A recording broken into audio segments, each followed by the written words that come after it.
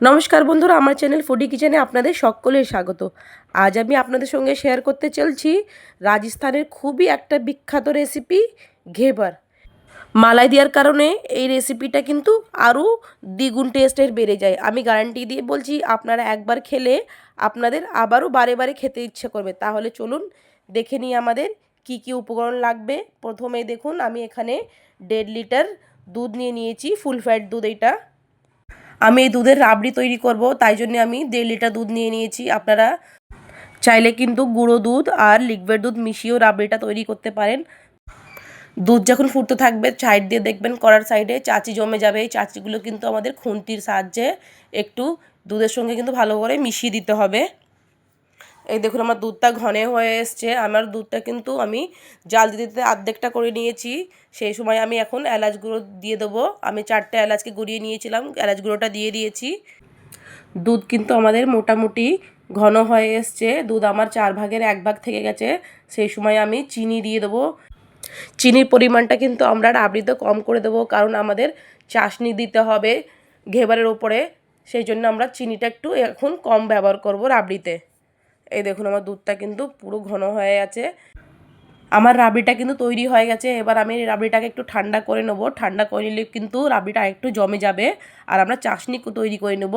এই দেখুন, আমি 1 বাটি মতন চিনি দিয়ে দিয়েছি আর আমি এখানে হাফ বাটি জল ব্যবহার করব। এবার আমি এটাকে গ্যাসে বসিয়ে দেবো, মিডিয়াম টু লো ফ্লেমে এটাকে আমি ফুটতে দেবো। আর আমি এখানে দিয়ে দেবো একটু ফুড কালার সামান্য। ফুড কালারটা অপশনাল, ফুড কালারটা একটু দিলে দেখতে ভালো লাগে, সেই জন্য আমি দিয়েছি। আপনারা না চাইলে নাও দিতে পারেন। চিনিটা যতক্ষণ না জলের সঙ্গে গুলে যায় ততক্ষণ কিন্তু আমরা একটু চামচে দিয়ে নাড়তে থাকবো। এই দেখুন, আমাদের চাশনিতে বলক উঠে গেছে। আমাদের খুব গাঢ় চাশনি লাগবে না, আমাদের একটু চটচটে ভাব হয়ে গেলে আমরা চাশনিটাকে নামিয়ে দেবো। এই দেখুন, আমার চাশনিটা কিন্তু হয়ে গেছে। এই দেখুন, এইভাবে ড্রপ ড্রপ করে রসটা পড়লেই ভেবে নেবেন আমাদের চাশনিটা তৈরি হয়ে গেছে। এই দেখুন, একটু ব্যাস এই চটচটে ভাব এসে গেলেই আমরা চাশনিটাকে নামিয়ে দেবো। আমি গ্যাসের ফ্লেমটা এবার চাশনির বন্ধ করে দেবো। জালিদার ঘেবার বানানোর জন্য কিন্তু আমাদের জল, ময়দা, দুধ পারফেক্ট মেজারমেন্টে নিতে হবে, নইলে কিন্তু আমাদের ঘেবারটা কিন্তু ভালো হবে না। আপনাদের পারফেক্ট ঘেবার বানানোর জন্য কিন্তু আমার এই ভিডিওটাকে পুরো ভালোভাবে ফলো করবেন, তাহলে কিন্তু আপনাদের ঘেবারটা পুরো পারফেক্ট বানবে। আমি দেখুন এখানে ঘি নিয়েছি। ঘি কিন্তু আমাদের অবশ্যই একটু মেল্ট করে নিতে হবে। মেল্ট করে রুম টেম্পারেচার যখন ঘিটা এসে যাবে, সেই ঘিটা আমরা এখানে ব্যবহার করব। আমি 6 চামচ মতন কিন্তু আপনাদের সামনে দেখিয়ে নিয়েছি। 6 টেবিল চামচ মতন আমি ঘি নিয়ে নিয়েছি আর একটু বরফের টুকরো দিয়ে দিয়েছি। ঘিটাকে আমি একটু মিক্স করে নেব, এতে করে আমাদের ঘিটা হালকা হবে আর সফট হবে।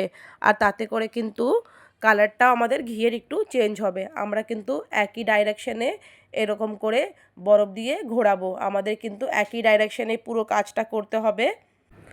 ঘি কিন্তু আমার একটু জমাট বেঁধে গেছে আর একটু সফট হয়ে গেছে। এবার আমি একটু জল আছে, জলটা আমি ফেলে দেবো। আমরা এই জলটা ব্যবহার করব না।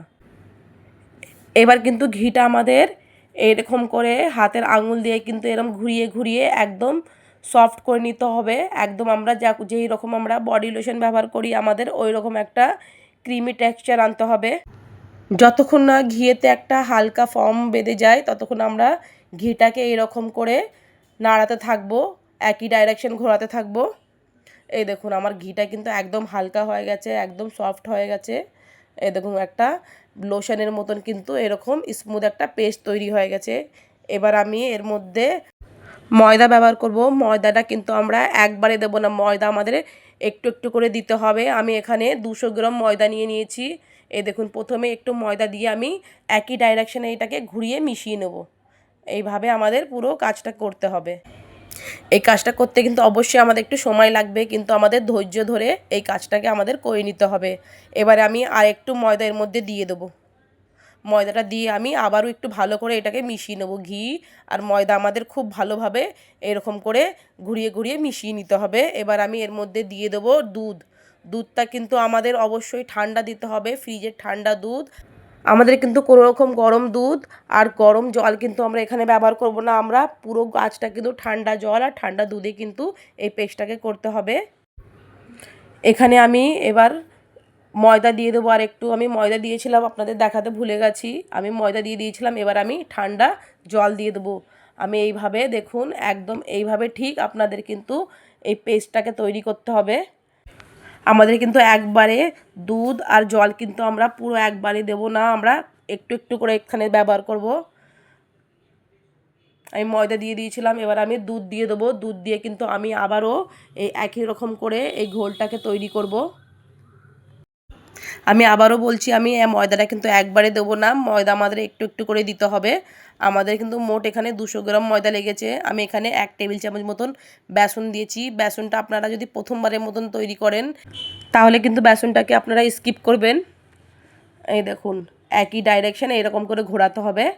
একদম একটা এখন আমাদের স্মুথ একটা পেস্ট তৈরি হয়ে গেছে। এবারে আমি জল দিয়ে এটাকে পাতলা করে একটা ঘোল তৈরি করে নেব।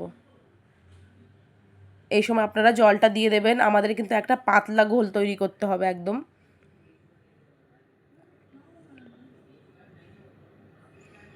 আমি 1 গ্লাস জল দিয়ে দিয়েছি, জলটা আমার কিন্তু ঠান্ডাই দিয়েছি।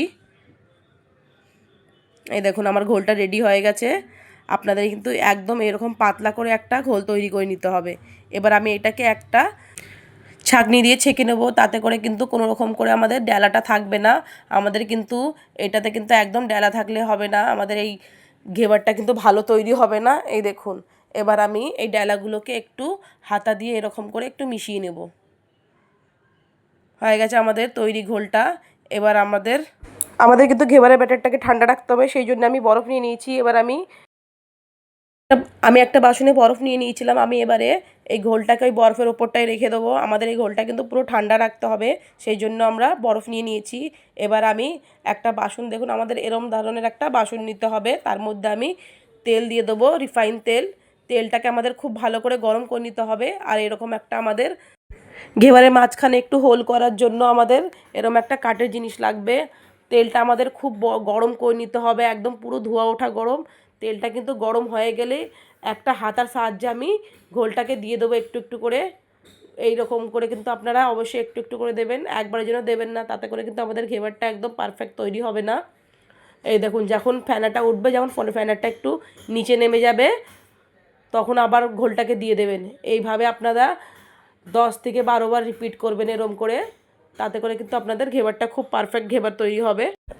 গ্যাসের ফ্লেমটা কিন্তু আমাদের হাই করে এই কাজটা করতে হবে। আমাদের কিন্তু গ্যাসের ফ্লেমটা একদম লো বা মিডিয়াম করা চলবে না। এই দেখুন, আমি যখন দেখবেন আপনাদের মাঝখানে কোনো হোল থাকবে না, সেই সময় আপনারা ওই কাঠের কিছু দিয়ে মাঝখানে একটুখানি এরম হোল করে নেবেন। এবার আমাদের চাকুর সাহায্যে একটুখানি এরম ডুবিয়ে ডুবিয়ে এটাকে ভালো করে ভেজে নিতে হবে। ব্যাস, আমাদের কিন্তু ঘেবারটা পুরো ভালোভাবে ভাজা হয়ে গেছে। এবার আমরা এর উপরে চাশনি দিয়ে দেবো, আর আমাদের রাবড়িটা তৈরি করে রেখেছিলাম, রাবড়িটা উপর দিয়ে দিয়ে দেবো।